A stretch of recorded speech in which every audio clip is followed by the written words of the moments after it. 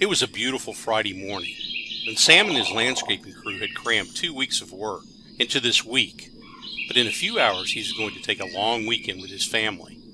He was in deep thought about how relaxing it would be since they had not taken any time off in quite some time. When over the intercom he heard Mary in a frantic voice say, "Sam, come to the office quick." He was startled, and as he rushed to the office, all kinds of thoughts raced through his head. Is someone hurt? Has an accident happened to one of his crew? As he got to the office, he was huffing and puffing and said, "Mary, what is it?"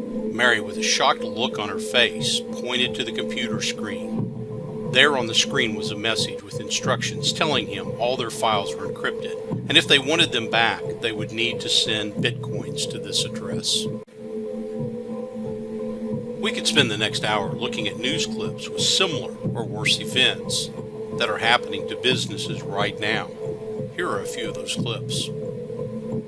Well, Florida City hit with a major cyber attack, leaving their official email and their official 911 dispatch compromised. From the nation's power grid to online banking, the U.S. economy is utterly reliant on the internet. The Pentagon is now watching the cyber threat to the economy every minute. One of the newest culprits of this online assault is called ransomware.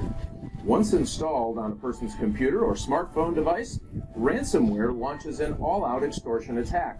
After that scare on the stock market, so many wondering if hackers could do that, what could they do to learn our own passwords? ABC's Chief Business and Economics correspondent Rebecca Jarvis tonight on how to protect yourself. They're the codes that are supposed to keep all our online info safe. But today, 90% of the passwords we create are vulnerable to hacking. Iteration of something called business email compromise, and last year the FBI saw more than 20,000 of these attempts. It can come in this form, which is a fairly new one, looking for direct deposit information, or it can be trying to convince you to wire money to fulfill an invoice or pay a lawyer, anything like that. Companies lost $1.3 billion to this in 2018. That's what the FBI estimates now. You hear a lot of rumors doing this job, and one of them that just keeps coming up is that hackers are making a killing from secret payments by major companies. But what would you do if every computer in your office was hijacked by hackers? That's what happened to a Norwegian company recently, and they faced a dilemma: to pay or not to pay. Complicated technology. The hacker underground has developed various weapons in cyberspace that allow them to bypass encryption and thus get into these systems and steal your funds. And the average losses associated with a cyber heist is 1.3 million. An average bank robbery in the physical world, where you have a gun or a weapon, is only $6,000 to $8,000. This is a criminal industry with staggering rewards. A Miami-based hacker made crime history by pulling off one of the biggest online bank heists of all time. This would drive through Miami shopping districts, hacking into stores' wireless networks.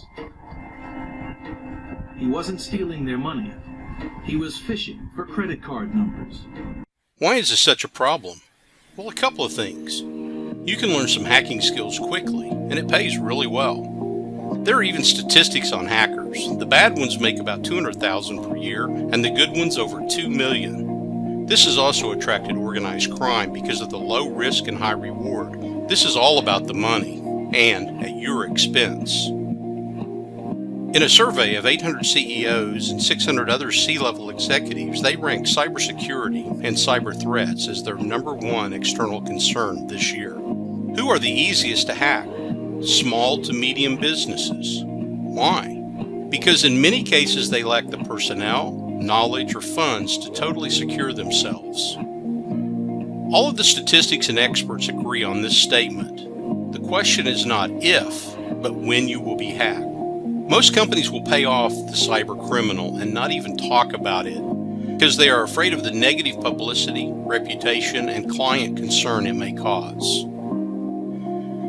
So as we flip through a couple of these slides, you will see some of the words you hear every day: malware, ransomware, phishing, and many others. You will also hear cybersecurity in many forms of the CIA triad, which consists of confidentiality, integrity, and availability, with confidentiality taking on the measures to restrict the sensitive information from being accessed by cyber attackers and hackers.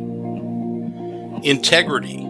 This ensures that the data is consistent, accurate, and trustworthy over its time period. And availability, that all components like hardware, software, networks, devices, and security equipment should all be maintained and upgraded.